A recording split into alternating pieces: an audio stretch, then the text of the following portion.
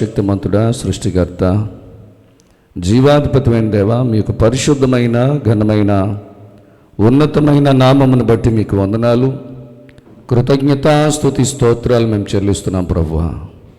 ఈ సెలవు ధ్యాన ఆరాధనలలో ఈ యొక్క 14వ రోజు మరి సాయంకాల కూడికను నా ప్రభువా మరి మీరు మాకు దయచేసినందుకు, మాకు పాలు పంపులు ఇచ్చినందుకు మీకు వందనాలు చెల్లిస్తూ ఉన్నాము. ఇంతవరకు మీ నామమును మహిమపరచటానికి, ఘనపరచటానికి, పాడి కొనియాడటానికి మీరు ఇచ్చిన కృప కొరకు వందనాలు చెల్లిస్తున్నాం తండ్రి. అయా, ఈ 14వ దినాన ఎంతమంది అయితే ఈ పగలంతా కూడా ఉపవాసం ఉండి మీ సన్నిధానంలో మెరుగుపెడుతున్నారో, విజ్ఞాపన చేస్తున్నారో, వారందరి ప్రార్థనలు వింటున్న దేవా, అంగీకరిస్తున్న దేవా, మీకే కృతజ్ఞత వందనాలు చెల్లిస్తూ ఉన్నాను ప్రభువా.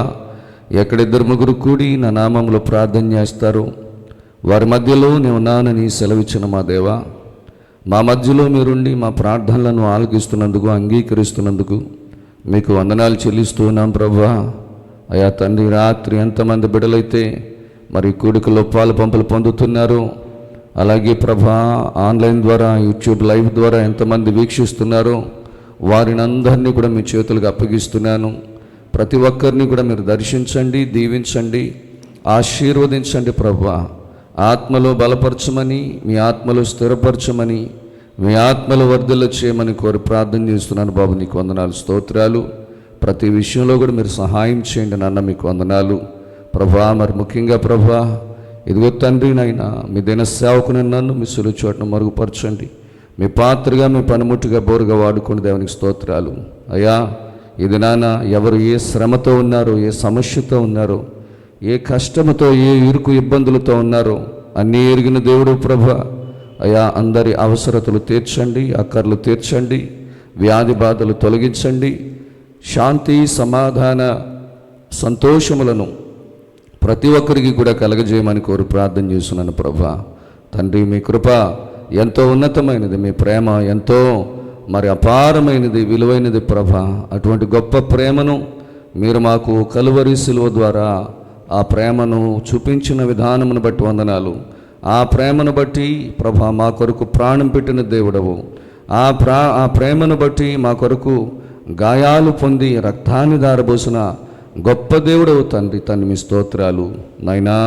ఇదిగో ప్రభా నా తండ్రి, అటువంటి గొప్ప భాగ్యమును మా అందరికీ మీరు ప్రసాదించినందుకు మీకు వందనాలు, స్తోత్రాలు చెల్లిస్తూ ఉన్నాను. అయ్యా, ఈ ప్రేమ మరి నాయన పొందుకొని వారి లోకంలో ఎంతోమంది ఉన్నారు. వారందరూ కూడా మీ ప్రేమను పొందుకొని మీ సన్నిధిని ఆనందించటానికి, అయ్యా మీ సన్నిధిని సంతోషించటానికి, అయ్యా నరకాగ్ని నుండి తప్పించబడి నిత్యరాజ్యములోనికి ప్రవేశించటానికి, వారసులు అవ్వడానికి మీ కృప అనుగ్రహించమని ప్రభా తండ్రి, మీ స్తోత్రాలు. అటువంటి ధన్యతను ప్రతి ఒక్కరికి దయచేయమని, వేదనతో నాయన ఎవరైతే మనోవేదనతో చెప్పుకోలేని సమస్యలతో సతమతమవుతున్నారో వారికి నెమ్మదిని కలుగజేయమని కోరి ప్రార్థన చేస్తున్నాను. అయా, ఆ సమస్యలకు కారణం ఏదైతే ఉందో, ఆ వేదనకు, ఆ దుఃఖానికి, ఆ కన్నీటికి కారణం ఏదైతే ఉందో, అయా పరిస్థితిని చక్కదిద్ది, ఆ పరిస్థితుల ప్రభావమును మార్చి ప్రభా బిడ్డలకు అనుకూలంగా, అయా బిడ్డలకు కీడు నుండి విడిపించబడేటట్లుగా, మేలును పొందుకునేటట్లుగా, దీవెనలు పొందుకునేటట్లుగా, తిరిగి గొప్ప శాంతి, గొప్ప సమాధానము, గొప్ప సంతోషము ప్రభువా వారు పొందుకున్నట్లుగా మీ కృప అనుగ్రహించమని, సమస్త మహిమ ఘనత ప్రభావాలు మీరే పొందుకోమని రక్షకుడైన యేసుక్రీస్తు వారి పరిశుద్ధ నామంలో మిక్కిలి వినయముగా బ్రతిమలాడి వేడుకుంటున్నాను పరమ తండ్రి. ఆమేన్, ఆమేన్, ఆమేన్. ప్రభునందు ప్రియులరా, దేవుని పిల్లలరా, దేవుని యొక్క మహాకృపలో గడిచిన 13 దినాలు ప్రభు మనలను కాచి కాపాడి భద్రంగా జీవింపు చేసి మరలా ఈ 14వ దినం ఈరోజు వేకువజాము ప్రార్థన కూడా ఎంతో దేవుడు దీవెనకరంగా, ఆశీర్వాదకరంగా జరగటానికి కృపనిచ్చారు. అనేక మంది పాలు పంపులు పొందడానికి దేవుడు కృపనిచ్చారు. మరి వేకువజాము ప్రార్థనలో కూడా అనేక మంది పాల్గొని ఆత్మీయంగా బలపరచబడుతున్నారు. ఆత్మీయమైన మేలులతో, దీవెనలతో నింపబడుతూ ఉన్నారు. చాలామంది చెప్తా ఉన్నారు, అయా మేము తెల్లవారుజామున వేకువజాము ప్రార్థనలో పాలు పంపులు పొందడం ద్వారా దేవుడు మాకు గొప్ప నెమ్మదినిచ్చారని, గొప్ప సంతోషం ఇచ్చారని, గొప్ప సమాధానం ఇచ్చారని, అలాగే విడుదలనిచ్చారని, మా జీవితంలో దేవుడు ఆశ్చర్యమైన కార్యాలు జరిగిస్తున్నారని అనేక మంది పాలు పంపులు పొందిన వారందరూ కూడా చక్కని సాక్ష్యం ఇస్తూ ఉన్నారు. అందుని బట్టి నేను దేవుణ్ణి స్తుతిస్తూ ఉన్నా. మరికొంతమంది అయితే యూట్యూబ్ లైవ్ ద్వారా ఈ వర్తమానాలు వింటూ, మరి బ్రదర్ మీరు చక్కటి వర్తమానాలు మీ ద్వారా దేవుడు మాకు అందిస్తున్నారు, ఈ వాక్యాలు విని మేము ఎంతగానో దీవించబడుతున్నాం, ఎన్నో ఆధ్యాత్మికమైన విషయాలు మేము నేర్చుకోగలుగుతున్నాం, మాకు చాలా మరి సంతోషంగా ఉంటుంది. ఇటువంటి శ్రేష్టమైన అమూల్యమైన మరి వర్తమానాల ద్వారా మేము ఎంతగానో బలపరచబడుతున్నాం, ఎంతగానో దీవించబడుతున్నాం. మరి ప్రతి దినం కూడా మేము క్రమం తప్పకుండా ఈ వాక్యాన్ని మరి మీరు లైవ్ ద్వారా మాకు ఇవ్వడం ద్వారా ఆ వాక్యాన్ని మేము వినగలుగుతున్నాం, ఆత్మీయ లోతుల్లోనికి మేము వెళ్ళగలుగుతున్నామని చెప్పి చాలామంది మరి సాక్ష్యం ఇస్తూ ఉన్నారు. అందును బట్టి నేను దేవదేవుణ్ణి స్తుతిస్తూ ఉన్నాను. దేవునికే మహిమ కలుగును గాక. మరి గుడ్ న్యూస్ మినిస్ట్రీస్ ద్వారా జరుగుతున్న ఈ పరిచర్యలు, మరి ముఖ్యంగా ఈ యూట్యూబ్ లైవ్ ద్వారా మరి జరిగిస్తున్న ఈ పరిచర్యలను ఎంతోమంది ప్రేమించి ఎంతోమంది ఆదరించబడతా ఉన్నారు ఈ వర్తమానాల ద్వారా. కాబట్టి ప్రియులరా, ఈ వర్తమానాలు మీకు తెలిసిన వారందరికీ షేర్ చేయండి. యూట్యూబ్ ఆ లైవ్ లింక్ని షేర్ చేయండి. ఇంకా అనేక మంది ఈ వర్తమానాలు విని ఆత్మీయంగా బలపరచబడ్డానికి, దీవించబడ్డానికి మరి మీరు కూడా కృషి చేయాలని, ఇతరులకు దానిని మరి పంచిపెట్టేటట్లుగా మరి మీ వంతు మీరు కృషి చేయాలని ప్రభు పేరిట నేను మనవి చేస్తూ ఉన్నాను. హల్లెలూయా, స్తోత్రములు చెల్లిందాం. హల్లెలూయా, స్తోత్రం చెప్దాం. అందరూ కూడా స్తోత్రం చెప్దాము. హల్లెలూయా, హల్లెలూయా, హల్లెలూయా, హల్లెలూయా. స్తోత్రం చెప్దామా మరొకసారి. ప్రభునందు ప్రియులరా, దేవుని పిల్లరా, ఈ సమయంలో మరి శ్రేష్టమైన దేవుని వాక్యాన్ని మనం శ్రద్ధగా భయభక్తులతో మనం విందాం. బైబిల్ గ్రంథము నుండి యాకోబు రాసిన పత్రిక 4వ అధ్యాయము 10వ వాక్యాన్ని మనము చదువుకుందాం. యాకోబు రాసిన పత్రిక 4వ అధ్యాయము 10వ వాక్యాన్ని చదువుకుందామండి. ప్రభువు దృష్టికి మిమ్మును మీరు తగ్గించుకొనుడి, అప్పుడు ఆయన మిమ్మును హెచ్చించును అని చెప్పి దేవుని యొక్క వాక్యము సెలవిస్తూ ఉంది. హల్లెలూయా, హల్లెలూయా. ప్రియులరా, దేవుని పిల్లరా, దేవుడు ఏ విధంగా మనలను హెచ్చిస్తాడు, దేవుడు ఏ విధంగా మనలను బలపరుస్తారు, దేవుడు ఏ విధంగా మనలను ఆశీర్వదిస్తారు అని చెప్పి మనం గమనించినట్లయితే, దేవుని దృష్టికి మనల్ని మనము తగ్గించుకోవాలట. మిమ్మల్ని మీరు తగ్గించుకొనుడి, అప్పుడు ఆయన మిమ్మల్ని హెచ్చిస్తాడు. ఈ మాటలు వ్రాస్తుంది ఎవరంటే యేసుక్రీస్తు ప్రభువారి యొక్క సహోదరుడు. యేసుక్రీస్తు ప్రభువారి యొక్క సహోదరుడు. మరి అలాగే ఆయనను ఎంతగానో ఆయన ఎంతగానో తగ్గించుకున్నారు అంటే, ఎందుకంటే యాకోబు అంటే మరి యేసుక్రీస్తు ప్రభువారి సహోదరుడిగా పిలువబడ్డాడు.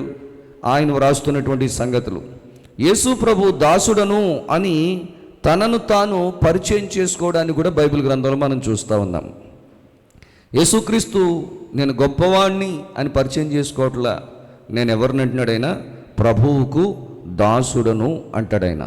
ఎందుకంటే యేసుక్రీస్తు ప్రభువారి తగ్గింపు జీవితాన్ని గురించి ఫిలిప్పీలకు రాసిన పత్రికలో 2వ అధ్యాయము, ఫిలిప్పీలకు రాసిన పత్రిక 2వ అధ్యాయాన్ని మనం చూసినట్లయితే అక్కడ వ్రాయబడింది. 2వ అధ్యాయము ఫిలిప్పీలకు రాసిన పత్రిక. ప్రియులరా, దేవుని పిల్లరా, ఫిలిప్పీలకు రాసిన పత్రిక 2వ అధ్యాయాన్ని మనం చూసినట్లయితే ఇక్కడ బైబిల్ గ్రంథంలో వ్రాయబడిన మాట 5వ వచనం. ఫిలిప్పీలకు రాసిన పత్రిక 2వ అధ్యాయం. క్రీస్తు యేసునకు కలిగిన ఈ మనస్సు మీరును కలిగి ఉండుడి. ఆయన దేవుని స్వరూపము. ఇక్కడ బాగా గమనిద్దాం. ఆయన దేవుని స్వరూపము కలిగిన వాడయుండి దేవునితో సమానముగా ఉండుట విడిచిపెట్టకూడని భాగ్యమని ఎంచుకొనలేదు గాని మనుషుల పోలికగా పుట్టి దాసుని స్వరూపమును ధరించుకొని తనను తానే రిక్తునిగా చేసుకొనెను. మరియు ఆయన ఆకారమందు మనుష్యుడుగా కనబడి, మరియు ఆయన ఆకారమందు మనుష్యుడిగా కనబడి మరణము పొందునంతగా అనగా సిలువ మరణము పొందునంతగా విధేయత చూపిన వాడై తనను తాను తగ్గించుకొనెను. దేవునికి స్తోత్రం కలుగును గాక. అంటే దేవుడైన వాడే, దేవునిగా పిలువబడిన వాడే, అద్వితీయ కుమారునిగా పుట్టినవాడే ఆయనే దాసునిగా మారడం అంటే ఇంకా తగ్గింపుకు ఇంతకు మించిన మాదిరి ఏదైనా ఉంటుందా? ఈ రోజున మనుషులమైన మనం ఏం చేస్తున్నామంటే ఎంత హెచ్చించుకుంటే అంత బాగుంటుంది అనుకుంటున్నాం. తగ్గింపు జీవితాలు లేవు, హెచ్చించుకోవడమే. నాకంటే నువ్వేం గొప్ప అంటే నువ్వు పెద్ద గొప్ప ఏం కాదు, నీకంటే నేనే గొప్ప.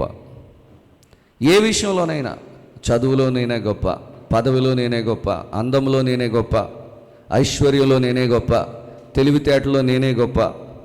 ఇలాగా మనిషి ఎంతసేపు కూడా గొప్పలు చెప్పుకోవడానికి ఇష్టపడుతున్నాడే తప్ప తగ్గించుకోవడానికి ఏమాత్రం కూడా ఇష్టపడడం లేదు. ఫర్ ఎగ్జాంపుల్, ఒక కార్యక్రమానికి వెళ్ళాం. అక్కడ కుర్చీల్లో అందరూ కూర్చుండిపోయారు, ఇంకా మనం కూర్చోవడానికి కుర్చీ లేదు. కుర్చీ లేనప్పుడు, లేకపోతే అదొక దేవుని మందిరం అనుకుందాం, కుర్చీలు లేవు, దేవుని మందిరానికి వెళ్ళాం. మనకేమో కింద కూర్చోవడానికి నామోషి. ఎక్కడ కూర్చోవడానికి? కింద కూర్చోవడానికి నామోషి. కొంతమందికి బట్టలు నలిగిపోతాయేమో అనుకుంటారట. అదే స్త్రీలైతే ఖరీదైన చీరలు కట్టుకొని వస్తే, అరే నా వస్త్రాలు కింద కూర్చుంటే మాసిపోతాయి అనుకుంటారండి. కుర్చీ వేస్తేనే కూర్చుంటారు, లేదంటే ఇంకక్కడ కూర్చోవడానికి కుర్చీలే లేవు, ఏం కూర్చుంటాం అని చెప్పి వెనక్కి తిరిగి వెళ్ళిపోయేవారు ఉంటారు. అంటే కింద కూర్చుంటే నామోషి కాదు, అది కూడా ఎక్కడ? దేవుని మందిరంలో, దేవుని సన్నిధానంలో. ఒకవేళ మనం కింద కూర్చోవలసిన పరిస్థితి వచ్చిందనుకోండి, తగ్గింపు మనసు మనకుంటే మనం ఏం చేయాలి? అప్పుడు ఖచ్చితంగా అక్కడికి వెళ్ళి క్రింద కూర్చోవాలి. కొన్ని చోట్ల ముందు వరుసలో కూర్చోవాలనుకుంటాం. అదే ఫంక్షన్ హాల్స్కి వెళ్ళాం, మనం వెళ్ళేటప్పటికి ఫంక్షన్లో ఎవరూ రాలేదు, ఆ చైర్స్ సోఫాలు అన్నీ వేసి ఉన్నాయి, ఎవరో లేరు కదా అని వెళ్ళిపోయి ముందు సీట్లో కూర్చున్నాం. మనం ముందు సీట్లో కూర్చున్న తర్వాత ఈలోగా ఫంక్షన్ స్టార్ట్ అవుతుంది, ప్రోగ్రామ్ స్టార్ట్ అవుతుంది. మరి పిలువబడినటువంటి గౌరవ అతిథులు, గొప్పవారు, అధికారులు, ఇలాంటి వాళ్ళు, నాయకులు ఎవరైనా వస్తే ముందు కూర్చున్న మనల్ని ఏం చేస్తారు చెప్పాలి? దగ్గరికి వచ్చి, సార్ ఏమనుకోకండి, పెద్దోళ్ళు వస్తున్నారు, నాయకులు వస్తున్నారు, కొంచెం ఏమనుకోకుండా వెనక్కి వెళ్ళి కూర్చోండి అని అంటారు. అంటారా? అనరా? ఖచ్చితంగా అంటారు, రిక్వెస్ట్ చేస్తారు. కోపడరు కానీ రిక్వెస్ట్ చేస్తారు.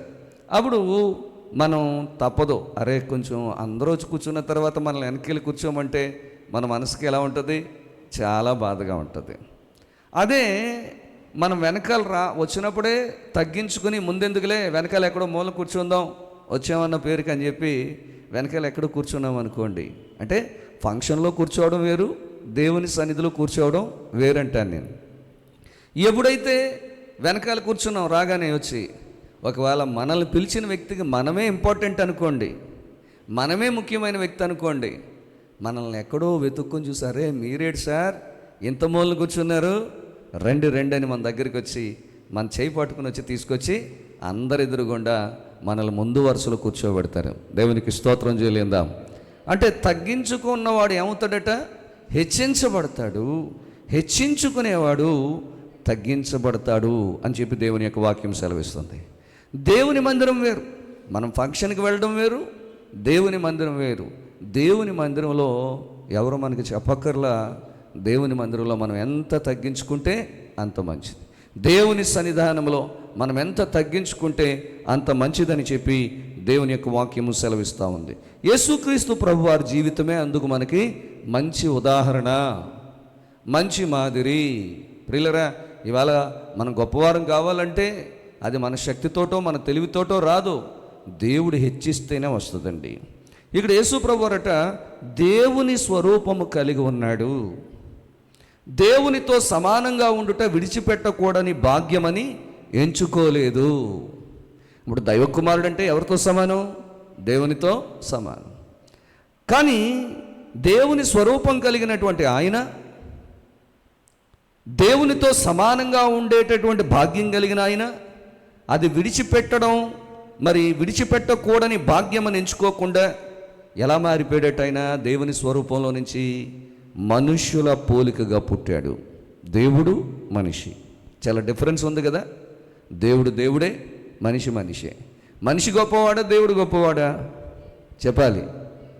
దేవుడే గొప్పవాడు. మరి దాన్ని విడిచిపెట్టేసి, దైవత్వాన్ని విడిచిపెట్టి, దేవుని యొక్క స్వరూపాన్ని విడిచిపెట్టి ఏ పోలిక, ఏ రూపంలోకి వచ్చాడంటే ఆయన మనుష్యుని పోలికగా పుట్టి. అంటే తగ్గాడా, పెరిగాడా? తగ్గించుకున్నాడా, హెచ్చించుకున్నాడు? ఆయన తగ్గించుకున్నాడు. ఆయన దాసుని స్వరూపము. దాసుడు అంటే పనివాడు, దాసుడు అంటే సేవకుడు, పనివాడు. ఇప్పుడు ఏ రూపం ధరించుకున్నాడు? పోనీ మనిషి పుట్టినా ఏ రాజుగా, ఏ గొప్పవాడిగా పుట్టొచ్చు. కానీ మనిషి పుట్టుకలోనే మరల తారతమ్యాలు ఉన్నాయి. రాజు మొదలుకొని సామాన్య మానవుడు, రాజు రాజే, సామాన్య మానవుడు సామాన్య. మధ్యలో అధికారులు ఉంటారు, మధ్యలో ధనవంతులు ఉంటారు, మధ్యలో నాయకులు ఉంటారు. ఇదేం కాకుండా మరి పై నుంచి చూస్తే రాజు, కింద చూస్తే సామాన్య మానవుడు, సేవకుడు. ఇప్పుడు మరి పోని భూమి మీద అయినా సరే గొప్పగా ఒక రాజుగారింట్లో రాజుగారి కుమారుడిగా పుట్టచ్చు కదా. అలా పుట్టలేదట. ఎలాంటి రూపం ధరించుకున్నాడంటే ఆయన దాసుని స్వరూపం. అంటే ఇంకంతకు మించిన తగ్గింపు మరొకటి లేదు. దాసుని కంటే తక్కువ ఏదైనా ఉందా? ఇంకా దాసుని కంటే తక్కువ ఏది కూడా లేదు. భూమి మీద టాప్ ప్లేస్ ఏదంటే రాజుగారు లేదా చక్రవర్తి.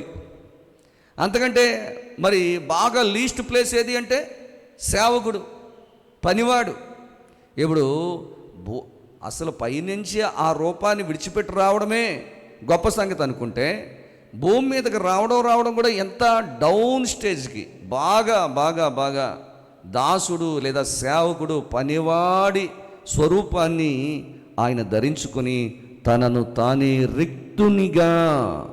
రిక్తునిగా చేసుకునేను. అంటే రిక్తుడు అంటే ఏమీ లేనివాడు. రిక్తుడు అంటే అర్థం ఏంటి? ఏమీ లేనివాడు. అన్నీ కలిగి ఉన్నది ఏది ఆయన లేకుండా కలగలేదట. కానీ భూమి మీదకి వచ్చేటప్పటికి ఎలా వచ్చాడంట? ఏమీ లేనివాడిగా, అసలు తనకంటూ ఏమీ లేని వ్యక్తిగా, ఒక సామాన్యమైన వ్యక్తిగా, ఒక దాసుడిలాగా, ఒక పనివాడిలాగా ఆయన ఈ భూమి మీద తనను తాను ఏం చేసుకున్నాడు? తగ్గించుకున్నాడు. ఆయనతో పోల్చుకుంటే మనం ఎంతండి? ఈ రోజున ఆయనతో పోల్చుకుంటే మనం ఎంత అసలు? ఆఫ్టర్ కదా. కానీ ఈవేళ మనమే బాగా హెచ్చించుకుంటున్నాం, మనల్ని మనం గొప్ప చేసుకుంటున్నాం, ఇతరులను అవమానకరంగా మాట్లాడుతున్నాం, లేదా దేవుణ్ణి కూడా చిన్నగా చేసి తక్కువ చేసి మాట్లాడుతూ ఉంటాం మనం. నా ప్రియ సహోదరులు సహోదరులు, అందుకని హెచ్చించుకునే వాళ్ళందరూ, గర్వించిన వాళ్ళందరూ కూడా ఏమైపోతున్నారు? తగ్గించబడుతూ ఉన్నారు. తగ్గించుకున్న వాళ్ళందరూ కూడా హెచ్చించబడుతున్నారు. ఆఖరికి పరలోకంలో ఉన్న దేవదూతల్లో అన్నిట్లోకెల్లా ప్రధానమైన దూత ఎవరంటే లూసిఫర్ కూడా పరలోక రాజ్యంలో ఉన్నప్పుడే హెచ్చించుకోవాలని చూసుకున్నాడు. ఎవరితో సమానంగా? దేవునితో సమానంగా. ఇప్పుడు సేవకుడు లూసిఫర్ అంటే ఎవరికి సేవకుడు? దేవునికి సేవకుడు. దేవునికి సేవకుడు అయితే దేవుని దగ్గర ఎలా ఉండాలి? తగ్గించుకుని ఉండాలి. కానీ నేను దేవునితో సమానము అంటే ఇప్పుడు తను ఏ మనసు వచ్చేసింది? హెచ్చించుకునే మనసు వచ్చింది. దేవునికి స్తోత్రం కలుగును గాక. ఉట్టప్పుడు మనం సూటు బూటు వేసుకుని తిరిగినా పర్లేదు. ఒక గొప్ప అధికారి దగ్గరికి వెళ్తున్నాం అనుకోండి, అప్పుడు మనం ఎలా వెళ్ళాలి? ఇప్పుడు ఆయన్ని డామినేట్ చేసేలాగా మనం అక్కడికి సూటు బూటు వేసుకెళ్ళాం అనుకోండి, బాగుంటుందా? ఇప్పుడు ఆ నాయకుడిని మనం ఏం చేసినట్టు అవుద్ది? అధికారిని మనం ఏం చేసినట్టు అవుద్ది? అవమానపరిచినట్టు అవుద్ది. పైపెచ్చు అక్కడ ఆయన ముందు మనల్ని మనం గొప్ప చేసుకున్నట్టు అవుతుంది. అందుకనే ప్రియులరా, దేవుని పిల్లలరా, ఒక నాయకుడి దగ్గరకో, ఒక అధికారి దగ్గరకో, ఒక గొప్ప వ్యక్తి దగ్గరికి వెళ్ళేటప్పుడు మనం ఎంత తగ్గించుకుంటే అంత మంచిది. దేవునికి స్తోత్రం కలుగును గాక. చెప్పాలి, స్తోత్రం చెప్పాలి. మనం ఎప్పుడూ కూడా మనకంటే పెద్దవారు, మనకంటే గొప్పవారు, వయసులో పెద్దవాళ్ళు కావచ్చు, మరి భూమి మీద చదువులోనో, పదవిలోనో, అధికారంలోనో, జాబులోనో కొంతమందికి ఒక స్థాయి ఉంటుంది. దేవుడు వాళ్ళకి ఇచ్చిన స్థాయి. వాళ్ళ దగ్గరికి వెళ్ళినప్పుడు వాళ్ళని మనం చిన్న చూపు చూడకూడదు. వాళ్ళ దగ్గరికి వెళ్ళినప్పుడు కూడా మనం ఏం చేయాలట? తగ్గింపు కలిగి ఉండాలి. దేవునికి స్తోత్రం కలుగునుగాక. హల్లెలూయా. కొన్ని చోట్లకి నేను వెళ్ళినప్పుడు నార్మల్గా వెళ్ళిపోతే, మీరు ఇలా వచ్చారేంటండి, మీరు అలా వస్తే బాగుండు కదా అంటే, ఆయన మాకంటే పెద్దవాళ్ళు నాయకులు కాబట్టి వాళ్ళ దగ్గరికి వెళ్ళేటప్పుడు హెచ్చించుకోకూడదు, తగ్గించుకోవాలని చెప్తూ ఉంటాను నేను. దేవునికి స్తోత్రం కలుగునుగాక. వాళ్ళ దగ్గరికి వెళ్ళేటప్పుడు ఏం చేయాలి? తగ్గించుకోవాలి. ఎంత తగ్గించుకుంటే మన తగ్గింపు జీవితాన్ని చూసి నాయకులు మనల్ని ఏం చేస్తారు? దగ్గరికి చేరదీసుకుంటారు. అదే మనం హెచ్చించుకున్నాం అనుకోండి, ఈడెవడో కొంచెం పొగరబోతులాగా ఉన్నాడు, వీడిని ఎంత దూరం పెడితే అంత మంచిది అంటారు. బాగా గుర్తుపెట్టుకోండి. ఎవరి దగ్గరికైనా వెళ్ళినప్పుడు మనం ఒక అవసరం ఉండి వాళ్ళ దగ్గరికి వెళ్తున్నాం. మనం వెళ్ళినప్పుడు మనల్ని మనం హెచ్చించుకుని వెళ్తే వాళ్ళు మనకి ఏమీ సాయం చేయడు. అందుకనే ఒక బెగ్గర్ కూడా, అడుక్కునేవాడు కూడా టిప్ టాప్గా సూటు బూట్ వేసుకుని వచ్చి బెగ్గింగ్ చేసాడు అనుకోండి, అడుక్కున్నాడు అనుకోండి, వాడికి ఎవడన్నా రూపాయి ఇస్తాడా? వాడికి మనం సాయం చేయాలంటే బెగ్గర్ అనేటప్పటికి, అడుక్కునేవాడు అనేటప్పటికి వాడిని మనం ఎలా ఊహించుకుంటాం చెప్పాలి? వాడిని మనం ఎలా ఊహించుకుంటామంటే, వాడు సరైన వస్త్రాలు లేకుండా, సరైన తైల సంస్కారం లేకుండా, సింపురు జుట్టుతోటి, మాసిపోయిన గడ్డంతో, ఒళ్ళంతా మురికి పట్టుకుపోయి, లేకపోతే దెబ్బలు కట్లు కట్టుకుని అలాగా. అందుకనే కదా వాళ్ళు అలాగా నటించి మనల్ని ఏం చేస్తూ ఉంటారు? మోసం చేస్తూ ఉంటారు. అలాంటి వాడిని చూడగానే మనకి జాలి వేసేసి ఇమీడియట్గా వాడికి ఏమన్నా అంటే, వాడు మన దగ్గరికి వచ్చేటప్పుడు వాడు మోసం చేస్తున్నాడు అనేది పక్కన పెడితే, తగ్గించుకుని వచ్చాడు కాబట్టి మనకి ఏం చేయాలనిపిస్తుంది? వాడికి సహాయము చెయ్యాలనిపిస్తుంది. అంతేగాని ఒక్కొక్కసారి కొంతమందిని చూస్తాం, మంచి బలంగా ఉంటారు, స్ట్రాంగ్గా ఉంటారు, అన్నా తినడానికి ఏమీ లేదంటారు. వాళ్ళకి ఇవ్వబుద్ధి అయ్యేది, మనకి ఇవ్వాలనిపిస్తుందా? అస్సలు ఇవ్వాలనిపించదు. ఎందుకంటే వాడు స్ట్రాంగ్గా ఉన్నాడు, బలంగా ఉన్నాడు, పోనీ కాలు వంకర కాదు, చెయ్యి వంకర కాదు. మరి ఈరోజు పనికి వెళ్తే, కూలి పనికి వెళ్తే 500, 800, 1000 రూపాయలు కూలి తెచ్చుకోవచ్చు. కానీ వాడికి శక్తి సామర్థ్యం ఉన్నా కూడా కూలికి వెళ్ళకుండా వాడు అడుక్కుంటున్నాడంటే వాడికి మనం చేయాలనిపిస్తుందా? మనం ఏమాత్రం కూడా అలాంటి వాడికి సహాయం చేయాలనిపించదు. ఎందుకంటే వాడు హెచ్చింపుగా కనబడుతున్నాడు. నిజమే. అందుకనేనేమో ప్రభు చెప్తున్నారు, తనను తాను తగ్గించుకున్నవాడు ఏమవుతాడట? హెచ్చించబడతాడు. అలాంటి వాడికి ఎవరైనా సహాయం చేస్తారు. కాకపోతే ఇక్కడ లోకం గురించి కాకుండా ప్రభు గురించి మాట్లాడుతున్నారు. అంటే చాలామంది ప్రభు దగ్గర కూడా హెచ్చించుకుంటున్నారు, దేవుని దగ్గర కూడా హెచ్చించుకుంటున్నారు. దేవుని దగ్గర హెచ్చించుకునే వారిగా మనం ఉండకూడదండి. ప్రభువు దృష్టికి, ఎవరి దృష్టికి అంటే ఎవరి ముందు? దేవుని ముందు కూడా నిన్ను నువ్వు హెచ్చించుకుంటే ఎలాగా? ప్రభువు దృష్టికి మిమ్మల్ని మీరు తగ్గించుకోండి.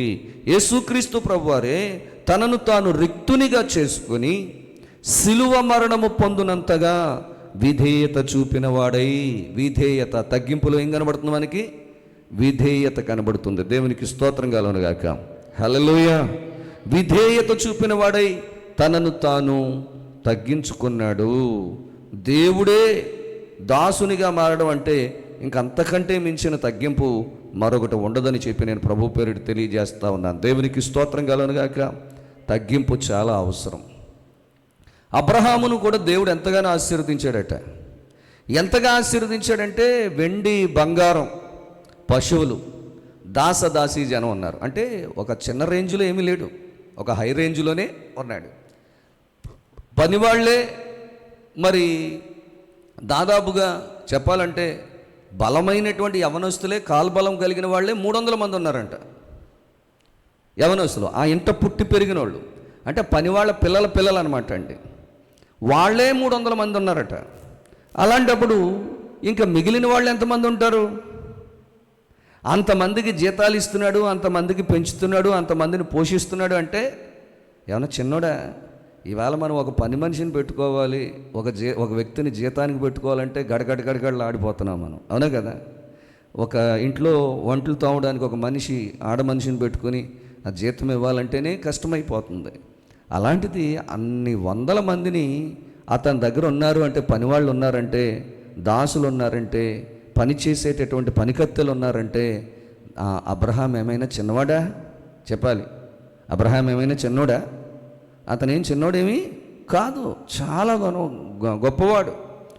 లోతు గారు అబ్రహాము గారు కలిసి నివసించటానికి వాళ్ళకున్న ఆస్తి వల్ల, దేనివల్ల?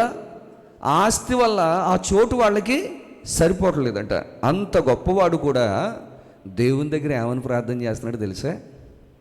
దేవుని దగ్గర ఆయన ఏమని ప్రార్థన చేస్తున్నాడు చూద్దాం. చూడండి, ఆదికాండం 18వ అధ్యాయము 27వ వచనం చదువుకుందాం. ఆదికాండము 18వ అధ్యాయము 27వ వచనం. అందుకు అబ్రహాము ఇదిగో ధూళియు బూడిదయునైన నేను ప్రభువుతో మాటలాడ తెగించుచున్నాను. దేవుడి ముందు తనను తాను ఏం చేసుకున్నాడు? ఇక్కడ తగ్గించుకున్నాడు. ఏమంటున్నాడు? ఎంత ఐశ్వర్యం కలిగిన వాడు, ఎంత ధనం కలిగిన వాడు, ఎంత దాసదాసీ జనం కలిగిన వాడు, వెండి బంగారాలు కలిగినటువంటి అబ్రహాం ఏమంటున్నాడంటే, నేనెవరిని? నేను ధూళిని, బూడిద, యాష్ అంటే బూడిదని. ధూళి అంటే గాలికి ఎగిరేటటువంటి దాన్ని ఏమంటారు? దుమ్ము, ధూళి అంటారు. బూడిద, ధూళి అంటే ఇంకా ఎంతగా తగ్గించేసుకున్నాడు. ఎందుకంటే బూడిదికి ధూళికి ఏమన్నా విలువ ఉంటుందా? ఏం విలువ ఉండదు. అంటే దేవుని దగ్గర ప్రభువు దృష్టికి ఏం చేస్తున్నాడు అబ్రహాము? తనను తాను తగ్గించుకుంటున్నాడు. హల్లెలూయా. బూడిదనయ్యా నేను, ధూళినయ్యా నేను అని చెప్పి తగ్గించుకుంటున్నాడు. ఈరోజు చాలామంది దేవుని బయట సంగతి ఎలా ఉన్నా కానీ దేవుని సన్నిధిలోనే హెచ్చించుకునే వారి సంఖ్య రోజు రోజుకి పెరిగిపోతుంది. ఒక స్టేజ్ మీదకి పిలవలేదనుకోండి వాళ్ళకి కోపం వస్తుంది. వాళ్ళ గురించి పొగడలేదనుకోండి కోపం వస్తుంది. పొగడాలా? హెచ్చింపు కావాలి మనకి. ఏం చేయాలా? నువ్వు పొగడ్తలు కోరుకుంటున్నావా? బైబిల్ అంటాడు, మనుషులు మిమ్మల్ని పొగిడినప్పుడు మీకు శ్రమ అంటాడు. పొగడ్తలు వద్దండి. ఎంత తగ్గించుకుంటే మన గురించి ఎవరు పట్టించుకోకపోయినా పర్వాలేదు. దేవుని దృష్టికి మనం ఎలా ఉండాలి? తగ్గింపు కలిగి ఉండాలి. ఎలా ఉండాలి చెప్పండి? తగ్గింపు కలిగి ఉండాలి. అందుకని మనం యేసుప్రభు వారి జీవితం అందుకు మనకు మాదిరిగా కనబడుతుంది. అలాగే అబ్రహాము గారి జీవితం కూడా మాదిరిగా కనబడుతుంది. నాకు తెలిసి ఇవాళ అబ్రహాం అంత ఐశ్వర్యవంతులు ఎవరైనా ఇక్కడ ఉన్నారా? ఒకవేళ ఉంటే ఉండొచ్చు. ఒకవేళ ఉంటే అబ్రహామే తగ్గించుకున్నాడు. ఎవరి ముందు? దేవుని ముందు. ఐఎమ్ నథింగ్ అంటున్నాడు. నేనేమీ లేనివాడిని, నేను బూడిదనంటాడు, నేను ధూళినంటాడు. నా ప్రియ సహోదరులు సహోదరులు, కాబట్టి ఒకవేళ అగ్రస్థానాలు కోరుకుంటాం అంటే అది కూడా హెచ్చించుకోవడమే. లేకపోతే పొగడతా, అది కూడా. ఒకవేళ నువ్వు పరిచర్య చేసి ఉంటావు దేవుని మందిరంలో, నీ పేరు చెప్పరు పాస్టర్ గారు, అప్పుడు నీకు కోపం వస్తుంది, బాధ వస్తుంది. అదిగో చూడండి, అందరి గురించి చెప్పారు, నా గురించి చెప్పలేదు. అంటే మనం ఏం కోరుకున్నాం? ఇప్పుడు ఏం కోరుకున్నాం? పాస్టర్ గారి నుంచి ఏం కోరుకున్నాం? ఒకవేళ ఏ ఓవర్ లుక్లోనూ నీ గురించి చెప్పడం మర్చిపోయి ఉంటారు. అలా అన్నాం అనుకోండి, అబ్బాయి లేదంటే కావాలని చెప్పలేదు మా పాస్టర్ గారు నా గురించి, నా మీద కుట్ర చేసేస్తున్నారండి, నా మీద ఏదో పెట్టుకున్నాడండి ఆయన మనసులో, అందుకే అందరి పేర్లు చెప్పి నా పేరు చెప్పలేదు. నేంటాను, వాక్యం నీ పట్ల నెరవేరినప్పుడు నువ్వు ఆనందించాలి, సంతోషించాలి. ఎందుకంటే ఒకవేళ నీ గురించి చెప్పలేదు, ఇప్పుడు వాళ్ళు చెప్పకపోతే మన పరిచర్య చేసినట్టు కాదా? మన పరిచర్య మెప్పు కోసం చేసామా? దేవుని మహిమ కోసం చేసామా? దేవుని మహిమ కోసం చేసినప్పుడు అక్కడ వాళ్ళు మెచ్చుకుంటే ఎంత, మెచ్చుకోకపోతే ఎంత? మనల్ని మెచ్చుకోవడానికి మనకు ఒకరు ఉన్నారు. ఎవరు? దేవుడు. దేవునికి స్తోత్రం కలుగునుగాక. హల్లెలూయా. కాబట్టి పొగడ్తలొద్దు, అగ్రస్థానాలొద్దు, హెచ్చించుకునే ఆలోచన అలవాట్లు మన దగ్గర ఏమాత్రం కూడా ఉండకూడదు. ఒకవేళ అవతల వ్యక్తి నీ గురించి చెప్తే చెప్పుకోనివ్వండి, అంతేకాని పని కట్టుకుని నా గురించి చెప్పలేదే అని అడగకూడదు. మనం అలా అడుగుతున్నామంటే మన హృదయం ఎక్కడో ఏం కోరుకుంటుందని? హెచ్చింపును కోరుకుంటుంది, గొప్పతనాన్ని కోరుకుంటుంది. ఆ మనస్సు మనకు ఉండకూడదు. క్రీస్తు యేసుకు కలిగిన ఈ మనస్సు అంట మనం కూడా కలిగి ఉండాలి. అదే కదా మొట్టమొదటి వచనంలో చెప్తాడు మనకి. ఇందాక యేసుక్రీస్తు ప్రభు గురించి మనం మాట్లాడుకున్నప్పుడు 5వ వచనంలో ఏమంటాడు? అక్కడ క్రీస్తు యేసునకు కలిగిన ఈ మనస్సు.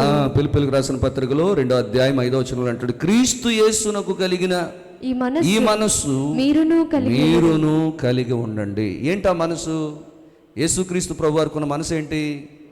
తగ్గింపు మనసు. చెప్పాలందరూ కూడా ఏ మనసు ఉంది? తగ్గింపు మనసు ఉంది. మీకు కూడా అలాంటి మనసు ఉండాలి. ఎందుకంటే యేసుక్రీస్తు ముందు మనం ఎలా ఉండాలట? ఆయన దృష్టికి మనల్ని మనము తగ్గించుకోవాలి. ప్రభువు దృష్టికి మిమ్మల్ని మీరు తగ్గించుకోవాలి. ఆ తగ్గింపు జీవితం మీరు హృదయపూర్వకంగా మీరు కనపరిచినప్పుడు దేవుడే తగిన సమయం అందు మనల్ని ఏం చేస్తారట? హెచ్చిస్తారు. నిజంగా చెప్పాలంటే యేసుక్రీస్తు శరీరధారిగా ఈ లోకానికి రావడానికి ఏర్పరచుకున్న వ్యక్తి ఎవరు అంటే అబ్రహాము.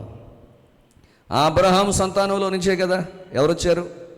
యేసుక్రీస్తు ప్రభు వారు వచ్చారు. యేసుక్రీస్తు ప్రభు వారు ఈ శరీరధారిగా ఈ లోకానికి రావడానికి దేవుడు ఏర్పరచుకున్న వ్యక్తి అబ్రహాము. ఇంకా చెప్పాలంటే మరో చోట ఉంటుంది, అబ్రహాం అంటే దేవుని స్నేహితుడట. ఎవరు స్నేహితుడు? దేవునికి స్నేహితుడట. ఇంకా చెప్పాలంటే ఆయనలో ఉన్న గుణగణాలు చెప్తాం. ఆస్తి చెప్పాను ఇందాక, ఇప్పుడు గుణం చెప్తున్నాను నేను. ఇందాక ఆయనకున్న ఆస్తుల గురించి మనం మాట్లాడుకున్నాం. ఇప్పుడు ఆయనేమో యేసుక్రీస్తు ప్రభువారి ఈ లోకానికి శరీరధారిగా రావడానికి మరి ఏర్పరచుకున్న ఒక వ్యక్తి, నెంబర్ 1. నెంబర్ 2, దేవునికి స్నేహితుడు. నెంబర్ 3, విశ్వాసులకు తండ్రి. ఎవరికి తండ్రి? ఆయన ఎవరికి తండ్రి అని చెప్పబడింది బైబిల్లో? విశ్వాసులకు తండ్రి. అలాగే భూమి మీద ఉన్న సమస్త వంశములు కూడా ఆశీర్వదించబడటానికి కారకుడు ఎవరు? అబ్రహాము గారు. అంటే లోక సంబంధమైనటువంటి గొప్పతనము ఆయనలో ఉంది, ఆత్మ సంబంధమైన గొప్పతనం కూడా ఆయనలో ఉంది. అయినా ఎక్కడా కూడా ఇంత కూడా హెచ్చించుకోవటం లేదు. దేవుని ముందు అంటున్నాడు, నేను మాట్లాడడానికి తెగిస్తున్నాను. ఎందుకు తెగిస్తున్నానంటే నేను మీతో మాట్లాడే అంత గొప్పవాడిని కాదు, మిమ్మల్ని అడిగే అంత గొప్పవాడిని కాదు, మిమ్మల్ని రిక్వెస్ట్ చేసే అంత గొప్పవాడిని కూడా నేను కాదు. ఎందుకంటే నేను ధూళిని, ఎందుకంటే నేను బూడిదను అంటున్నాడు. దేవునికి స్తోత్రం కలుగును గాక. ఇన్ని ఒకవేళ శారీర సంబంధమైన ఐశ్వర్యంలోనూ గొప్పవాడే, ఆత్మ సంబంధమైన విషయాల్లో కూడా గొప్పవాడే. కానీ ఎక్కడ కూడా నేను గొప్పవాడిని అని చెప్పుకోవట్లే, ఎక్కడ కూడా నేను గొప్పవాడిని అన్న ఒక్క మాట కూడా ఆయన నోటి వెంట రావట్లేదు. పైపెచ్చు నేను ధూళిని, నేను బూడిదని అంటున్నాడు. అంటే అబ్రహాము దేవుని ఎదుట ఎంతగా తగ్గించుకుంటున్నాడో మనం గుర్తించాలి. ఇక రెండవదిగా చూస్తే, అంటే ఇక్కడ ఇద్దరిని చూసాం, ఒకటి యేసు ప్రభువుని చూసాం, 2 అబ్రహాముని చూసాం, మూడవది మోషేని చూస్తున్నాం. ఎవరు చెప్పండి? మోషే ఏమంటున్నాడు? నిర్గమకాండం 3వ అధ్యాయం 11వ వచనం చదువుదాం. నిర్గమకాండము 3వ అధ్యాయము 11వ వాక్యం. అందుకు మోషే, నేను ఫరో యొద్దకు వెళ్ళుటకును ఇశ్రాయేలీలను ఐగుప్తులో నుండి తోడుకొని పోవుటకును ఎంతటి వాడను అని దేవునితో అనగా, దేవునితో అంటున్నాడట. నేనెంత అసలు, మనమైతే నువ్వెంత అంటాం, కానీ ఈయనేమంటున్నాడు నేనెంత అసలు. అంటే నువ్వెంత అంటే మనల్ని మనం హెచ్చించుకున్నట్టు, నేనెంత అండి అన్నావనుకో నువ్వు తగ్గించుకున్నట్టు. దేవునికి స్తోత్రం కలగాక. ఎందుకంటే ఫరో చక్రవర్తి ఎదురుగుండా మాట్లాడడానికి నా కెపాసిటీ సరిపోదు. అలాగే ఇశ్రాయేలీలు అనబడిన నీ ప్రజలను మరి నాయకుడిగా ఉండి నేను నడిపించటానికి ఐఎమ్ ఆఫ్టర్ ఆల్ నేనెంత, ఎవరినాడు చెప్పండి? ఐఎమ్ ఆఫ్టర్ ఆల్, నేను పెద్ద నాలో ఏమి లేదు. ఎందుకంటే ఈయన ఇన్ని చెప్తున్నాడు. ఈయన గురించి మనం ఒక్కసారి అభ్యాసం చేస్తే ఐగుప్తీల సకల విద్యలను అభ్యసించినవాడు ఇతను. ఎవరు చెప్పండి? 4వ అధ్యాయం 10వ వచనంలో చూస్తే అక్కడ కూడా మాట చెప్తాడు. నిర్గమకాండం 4వ అధ్యాయం 10వ వచనంలో, అప్పుడు మోషే ప్రభువా ఇంతకు మునుపైనను నీవు నీ దాసునితో మాట్లాడి నప్పటి నుండి మాట్లాడినప్పటి నుండి అయినను నేను మాట నేర్పరిని కాను. అసలు నాకు మాట్లాడటమే చేత కాదు, మాట నేర్పరిని కాదు. నేను నోటి మాంద్యము నాలుక మాంద్యము గలవాడనని యెహోవాతో చెప్పాను. నాకు నోటి మాంద్యం ఉంది, నాలుక మాంద్యం ఉంది, అంటే నాకు సరిగా మాట్లాడడం చేత కాదు. ఒక రంగా చెప్పాలంటే నేను నత్తోడిని. ఏమంటున్నాడు? నేను నత్తోడిని. ఏమంటే నిజంగానా అలాంటి వాడా? అంటే నేను ఎంతటి వాడిని అంటే, ఆఫ్టర్ ఆల్ నేను ఎంత అండి, ఐఎమ్ ఆఫ్టర్ ఆల్ అంటున్నాడు. నేను చాలా చిన్నోడిని. ఎక్కడ గొప్ప అక్కడైనా చెప్పుకుంటున్నాడు మోషే. గొప్ప నాయకుడు అయ్యాడంటే, దేవుడు నాయకుడిని చేశాడంటే ఊరికనే చేయలేదు. తనను తాను తగ్గించుకునేవాడు కాబట్టి దేవుడు ఆయన్ని హెచ్చించినట్లుగా మనం చూస్తున్నాం. ఐగుప్తీయుల సకల విద్యలను అభ్యసించాడు.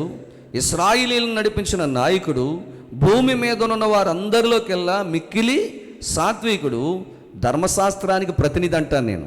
అసలు ధర్మశాస్త్రం వచ్చింది ఎవరి ద్వారా? దాన్ని తీసుకురావడానికి ఒక ప్రతినిధి, ఒక అంబాసిడర్, ఒక రాయిబార్ ఎవరంటే మోషేయే. చేతులు పైకెత్తడం ద్వారా యుద్ధంలో విజయాన్ని పొందినవాడు ఎవరు? మోషే చేతులు పైకెత్తి ప్రార్థన చేస్తే ఇశ్రాయేలీయులకి విజయం వచ్చేదట. చేతులు కిందకి దించేస్తే అమాలేకీయులు గెలిచేవారంట. అందుకని చేతులు పైకెత్తి ప్రార్థన చేసి ఇశ్రాయేలీయులు గెలిపించాడు. ఇంత గొప్పవాడు ఏమంటున్నాడు? నేను ఎంతటి వాడను, ఐఎమ్ ఆఫ్టర్ ఆల్ అంటున్నాడు. నేను ఎందుకు పనికిరాను ఉన్నాయా? నాకు పైపెచ్చు మాట్లాడడం చేత కాదు, నోటి మాంద్యం ఉంది, నాలుక మాంద్యం ఉంది, అంటే నేను సరిగా మాట్లాడలేను ప్రభువా అని చెప్పి తనను తాను తగ్గించుకుంటున్నాడు. ఎవరి ముందు? అబ్రహాము దేవుని ముందే, అలాగే మోషే కూడా దేవుని ముందే. ఇవాళ మనం కుప్పు గంతులన్నీ ఎక్కడేస్తూ ఉంటే దేవుడి ముందే వేస్తూ ఉంటాం గంతులు. బయటేమో పిల్లులు, దేవుడి ముందు పులుల్లాగా యాక్ట్ చేస్తూ ఉంటాం. దేవుని సన్నిధిలోకి వచ్చేటప్పటికి మనకు అధికారం కావాలనో, ఘనత కావాలనో, అగ్రస్థానం కావాలనో, పొగడ్త కావాలనో, కుర్చీ కావాలనో, ఇంకా మనం తగ్గించుకునే స్వభావం అస్సలు ఉండదండి. ఎక్కడ? దేవుని ముందుకు వచ్చేటప్పటికే మనకు అంతా వచ్చేస్తుంది. గారం ఎక్కువైపోద్ది మనకి. ఎవరి ముందుకు వచ్చేటప్పటికి? దేవుని ముందుకు వచ్చేటప్పటికే. బయట అయితే మాట్లాడకుండా అన్నీ మూసుకుంటాం, కానీ దేవుడి దగ్గరికి వచ్చేటప్పటికి, దేవుని సన్నిధిలోకి వచ్చేటప్పటికి ఎందుకో మన కొమ్ములు వస్తూ ఉంటాయి. మనం అలా ఉండొచ్చా? ప్రతి తల్లి, చెల్లి, ప్రియమైన అన్న, తమ్ముడు, అందుకని మనం ఎప్పుడు కూడా ఆ విధంగా ఉండకూడదు అని చెప్పి నేను ప్రభు పేరిట నేను తెలియజేస్తా ఉన్నాను. దేవునికి స్తోత్రం కలను గాక. ఎన్ని క్వాలిటీస్ ఉన్నాయి ఈయనలో, ఎంత గొప్ప మనసు ఉంది ఈయనలో. అయినా కానీ ఈ పనికి నేను పనికిరానేమో ప్రభువా, అంతే తప్ప నన్నెందుకు సెలెక్ట్ చేయలేదు, నన్నెందుకు పిలలేదు, నన్నెందుకు ఎన్నుకోలేదు అనే మనసు ఉందా? ఇశ్రాయిల్లో నాకంటే గొప్పోడు ఎవడున్నాడు? వాళ్ళందరూ మామూలుగా పెరిగారేమో, నేను ఫరో చక్రవర్తి ఇంట్లో పెరిగాను, పైపెచ్చు నన్ను అందరూ కూడా ఫరో చక్రవర్తి కుమార్తెకు కుమారుణ్ణి అంటారు. ప్రభా ఇదిగో మా అన్నయ్యని అహరోన్ని ఎన్నుకున్నా, లేకపోతే ఇంకొకరిని ఎన్నుకున్నా, వాళ్ళ వల్ల ఉపయోగం ఏముండదు, మీరు నన్ను ఎన్నుకుంటే నేను ఏమైనా చేయగలుగుతాను అంటే హెచ్చించుకున్నట్టు అవుతుంది. కానీ ఈయనేమంటున్నాడు? ఇన్ని అవకాశాలుండి, ఇంత ఘనతుండి కూడా దేవుని ముందు ఏం చేస్తున్నాడట? తగ్గించుకుంటున్నాడు. ఐఎమ్ ఆఫ్టర్ ఆల్ అంటున్నాడు. నేను ఎంతటి వాడిని ప్రభువా, నాకు మాట్లాడడం అది చేత కాదు, మీరు ఏదో నాయకుడిగా ఉండి తీసుకెళ్ళమంటున్నారు, కానీ అది నా వల్ల కాదు ప్రభువా, దానికి నేను అర్హుణ్ణి, దానికి నేను యోగ్యుణ్ణి కాదు అని చెప్పి దేవుని ముందు తనను తాను తగ్గించుకుంటున్నాడు. దేవునికి స్తోత్రం కలుగును గాక. హల్లెలూయా. ఇక మనము మరొక వ్యక్తిని చూస్తే ముగ్గురిని చూసాం. నాలుగో వ్యక్తిని చూస్తే అపోస్తులుడైన పౌలు. నాలుగో వ్యక్తి ఎవరు? అపోస్తులుడైన పౌలండి. పౌలుని గురించి బైబిల్ గ్రంథంలో వ్రాయబడిన మాట అపోస్తుల కార్యాల గ్రంథం 20వ అధ్యాయం 19వ వచనాన్ని ఒకసారి చదువుకుందాం. అపోస్తుల కార్యాల గ్రంథం 20వ అధ్యాయము 19వ వాక్యం చూడండి. యూదుల కుట్రల వలన నాకు శోధన సంభవించినను కన్నీళ్లు విడుచుచు. అపోస్తుల కార్యాల గ్రంథం 20వ అధ్యాయం 19వ వచనం చదువుతున్నారా? యూదుల కుట్రల వలన చదవండి. నాకు శోధనలు సంభవించినను కన్నీళ్లు విడుచుచు పూర్ణమైన వినయ భావములతో నేను ఎలాగున ప్రభువును సేవించు.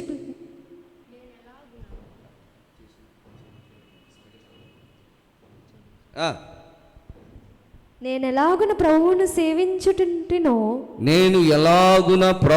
సేవించుచుంటినో మీకే తెలియను. నీకే తెలుసు. అసలు నేను ఎలా సేవిస్తున్నాను, ఎలా ప్రార్థిస్తున్నాను, అక్కడ కారణం ఏం చెప్తాడు అక్కడ ఈ అపోస్తుల కార్యాల గ్రంథంలో 20వ అధ్యాయంలో ఆ యొక్క వచనాన్ని మనం చూస్తూ ఉన్నప్పుడు చక్కగా చెప్తా ఉన్నాడు. ప్రియులరా, దేవుని పిల్లరా, చూడండి, మనం ఇక్కడ చూసినప్పుడు యూదుల కుట్రల వలన నాకేం కలిగినాయి, నాకు శోధనలు వచ్చాయి, శోధనలు సంభవించాయి. ఎందుకంటే యూదులందరూ నా మీద ఏం చేశారు, కుట్రలు చేశారు. కన్నీళ్లు విడిచుచు పూర్ణమైన వినయభావముతో, అంటే వినయం అంటే ఏంటి, వినయం అంటే తగ్గించుకోవడం. ఎవరి ముందు వినయంగా ఉన్నాడంట, ఎన్ని కుట్రలు చేసినా ఏం చేసినా వినయంలో ఏమాత్రం తగ్గలేదు, తగ్గింపు విషయంలో ఏమాత్రం కూడా మార్పు రాలేదు. కన్నీళ్లు విడిచుచు పూర్ణమైన వినయభావముతో నేను ఎలాగూ ప్రభువును సేవించుచుంటినో మీకే తెలుసు. దేవునికి స్తోత్రం కలుగునుగాక. అలాంటి సమయాల్లో కూడా నా మీద కుట్రలు జరిగినప్పుడు కూడా, నన్ను శోధించినప్పుడు కూడా నేను పూర్ణమైన వినయ మనస్సుతోనే ఉన్నాను తప్ప నేను ఎవరిని ఏమీ అనలేదు. ఎవరిని, నా మీద కుట్రలు ఎవరు చేస్తున్నారో నాకు తెలుసు, నన్ను ఎవరు శోధిస్తున్నారో నాకు తెలుసు. అయినా కానీ నేను ఎవరి జోలికి వెళ్ళలేదు, నేను వినయంగానే ఉన్నాను. నేను ఎలా ఉన్నానో నీకే తెలుసు ప్రభు అంటున్నాడు. దేవునికి స్తోత్రం కలుగునుగాక. చెప్పండి, స్తోత్రం చెప్పండి. అంటే అలాంటి పరిస్థితుల్లో కూడా సంయమనం పాటించాలి. ఏమండి, సమాధానం కలిగి ఉండాలి, నెమ్మది కలిగి ఉండాలి. మనం గర్వించకూడదు, కోపం తెచ్చుకోకూడదు, మనం యుద్ధానికి, దెబ్బలాటకు, గొడవకు మనం వెళ్ళకూడదు. అప్పుడు కూడా ఎవ్వరేమనుకున్నా, ఎన్ని కుట్రలు చేసినా మనం తగ్గించుకుని ఉండాలని ఎవరు చెప్తున్నారు ఇక్కడ? అపోస్తులుడైన పౌలు ద్వారా ఈ మాట తెలియజేస్తూ ఉన్నాడు. అలాగే తిమోతికి పౌలు రాసిన మొదటి పత్రిక, తిమోతికి పౌలు రాసిన మొదటి పత్రిక 1వ అధ్యాయము చూడండి, 15వ వచనంలో వ్రాయబడింది, పాపులను రక్షించుటకు క్రీస్తు యేసు లోకమునకు వచ్చెనను వాక్యము నమ్మదగినది, పూర్ణ అంగీకారమునకు యోగ్యమైనదియునై ఉన్నది. అట్టి వారిలో నేను ప్రధానుడను. యేసు ప్రభువు వారు ఎందుకు వచ్చారు? పాపాత్మలను రక్షించడానికి వచ్చారు. అందులో ప్రధానుడిని ఎవరు? నేనే ప్రధానుడిని. అంటే ఐఎమ్ ఎ సిన్నర్, నేను ప్రధాన పాపిని, మోస్ట్ ఇంపార్టెంట్ సిన్నర్ అనమాట అండి. నేను చాలా ప్రధానమైన పాపాత్ముడిని. అందరూ పాపం చేయటం వేరు, నేను పాపం చేయటం వేరు. అందులో నేను నెంబర్ 1. అంటే నేను గొప్పవాడిని అని చెప్పుకుంటున్నాడా, పాపాత్ముని అని చెప్పుకుంటున్నాడా? అంటే ఇక్కడ పౌలు గారు వినయ మనసు కలిగి శోధనలు వచ్చినా, కుట్రలు చేసినా తగ్గించుకున్నాను అంటాడు. దేవుని ముందు ఏమంటున్నాడంటే, నేను పాపాత్ములందరిలోకి వెళ్ళా నేను నెంబర్ 1, నేను ప్రధానుణ్ణి అని చెప్పి తనను తాను దేవుని దగ్గర ఏం చేస్తున్నాడు పౌలు గారు? తగ్గించుకుంటున్నాడు. దేవునికి స్తోత్రం కలుగునుగాక. చెప్పండి, స్తోత్రం చెప్పండి. ఈయన ఎంత గొప్పోడో చెప్పమంటారా? ఈయన ఎంత గొప్పోడో చూడండి. మనం మోషే ఎంత గొప్పోడో చెప్పాను, అబ్రహాం ఎంత గొప్పోడో చెప్పాను, యేసుక్రీస్తు ప్రభువారు ఎంత గొప్పవాడో చెప్పాను. వీళ్ళు గొప్పవాళ్ళు అయినప్పటికీ కూడా ఏం చేస్తున్నారు? వీళ్ళు దేవుని ముందు తగ్గించుకుంటున్నారు. మరి పౌలు ఎంత గొప్పవాడో కూడా మనం చూద్దాము. ఇతడు పౌలుగా మారడానికి ముందు అసలు పేరు ఏంటంటే సౌలు. ఇతని అసలు పేరు సౌలు. యోధామత ప్రవిష్టుడైన గమలీయేలు పాదముల చెంత ధర్మశాస్త్రాన్ని నేర్చుకున్నటువంటి వ్యక్తి. ధర్మశాస్త్రాన్ని నేర్చుకున్నాడు అంటే ధర్మశాస్త్రం గురించి అభ్యసించాడు కాబట్టి ఈయనకి ధర్మశాస్త్రం గురించి అంతా తెలుసు. క్రైస్తవ్యాన్ని సమూలనంగా నాశనం చేయటానికి ఒక అధికారాన్ని పొంది క్రీస్తు ప్రత్యక్షత ద్వారా క్రీస్తుకు ఖైదీగా మారిపోయాడు. ఈయన మార్చబడ్డాడు. క్రీస్తును పోలిన నడిచినవాడు అనే విషయాన్ని మనం గమనించాలి. అలాగే ఈ క్రిస్టియానిటీ, క్రైస్తవ్యం అనే దానికి he is the founder of the second person అనమాట అండి, సెకండ్ ఫౌండర్ అనమాట అండి. ఇతను చెప్పాలంటే ఇతను ఆ పునాది వేసిన వారిలో ఫౌండర్స్లో ఈయన రెండో వాడని చెప్పొచ్చు. అలాగే బైబిల్ గ్రంథంలో అత్యధికముగా 14 పత్రికలు రాశాడట. ఏం రాశాడు? బైబిల్ గ్రంథంలోనే శిష్యులందరిలోకెల్లా అత్యధికంగా ఎన్ని పత్రికలు రాశాడు? 14 పత్రికలు రాశాడు. బైబిల్ గ్రంథంలో సువార్త నిమిత్తమై గొప్ప ప్రయాణాలు చేశాడు ఈయన. ఏమండి? మిషనరీ ప్రయాణం, సువార్త ప్రయాణాలు చేశాడు. ఈయన ప్రయాణికుడు, ఈయన తర్వాత అపోస్తులుడు, ఈయన ఒక ప్రవక్త, ఈయన ఒక దైవజనుడు, ఈయన ఒక పెద్ద, ఈయన ఒక సువార్థికుడు, ఎవాంజలిస్ట్. ఎన్ని లక్షణాలు ఉన్నాయి చూడండి ఈయనలో, ఎన్ని క్వాలిఫికేషన్స్ ఉన్నాయి, ఎన్ని క్వాలిటీస్ ఉన్నాయో. ఎన్నున్నా కానీ ఏమంటున్నాడు, నేను ప్రధాన పాపిని. ఇన్నున్నా కానీ ఎక్కడన్నా హెచ్చించుకుంటున్నాడా, ఎక్కడైనా గర్విస్తున్నాడా? ఇన్ని గొప్పతనాలు, గొప్ప లక్షణాలు ఉన్నటువంటి ఈయన మరి దేవుని ముందు ఏమంటున్నాడంటే, నేను ప్రధాన పాపిని అంటున్నాడు. నా ప్రియమైన సహోదరి సహోదరులారా, దేవుని పిల్లలారా, నిజమే ఆయన ఒక ప్రధాన పాపిగా తనను తాను దేవుని ముందు ఏం చేస్తున్నాడు, తగ్గించుకుంటున్నాడు. హల్లెలూయా, హల్లెలూయా, హల్లెలూయా, హల్లెలూయా. మరి అందుకనే సౌలుని కాస్త దేవుడు ఎలా మార్చేశారు, పౌలుగా మార్చేశారు. క్రీస్తుకు ఖైదీగా మారిపోయాడు. చాలామందిని ఖైదు చేసి చంపించాలని చూశాడు. ఆఖరికి ఈయనే దేవునికి ఏమైపోయాడు, ఖైదీగా, క్రీస్తు ఖైదీగా మారిపోయాడు.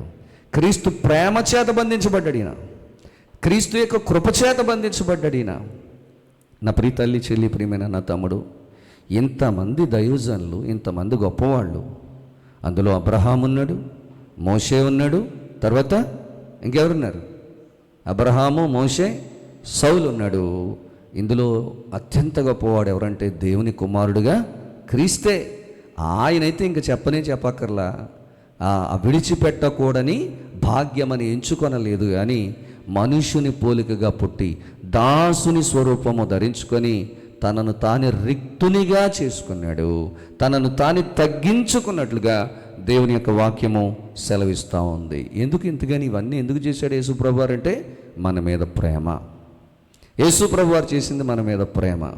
మరి అబ్రహాం చేసింది దేవుని మీద ఉన్న భక్తి, మోషే చేసింది దేవుని మీద ఉన్న భక్తి, ఏమండి సౌలు చేసింది దేవుని మీద ఉన్న భక్తి. యేసుక్రీస్తు ప్రభువారు మాత్రం చేసింది మనుషులందరి మీద ఆయనకున్నటువంటి ప్రేమను బట్టి తనంతా ఆయన తగ్గించుకున్నాడు. ఈ భక్తులు అబ్రహాము కానీ, మోషే కానీ, మరి లేకపోతే పౌలు కానీ, వీళ్ళు భయముతో భక్తితో తమను తాము దేవుని ముందు ఏం చేశారట, తగ్గించుకున్నారు. దావీదు గారు అయితే ఓ మాట అంటాడు, ఆయన ఎంత బాగా తగ్గించుకున్నాడంటే, ఆయన రాజు అయ్యుండి కూడా, రాజ్యపాలన చేసిన వ్యక్తి అయ్యుండి కూడా, నేను చచ్చిన కుక్కనంటాడు, మిన్నల్లిని గదా అంటాడు. సమూయేలు మొదటి గ్రంథంలో, సమూయేలు మొదటి గ్రంథం 24వ అధ్యాయం, సమూయేలు మొదటి గ్రంథం చూడండి 24వ అధ్యాయము చూద్దాం.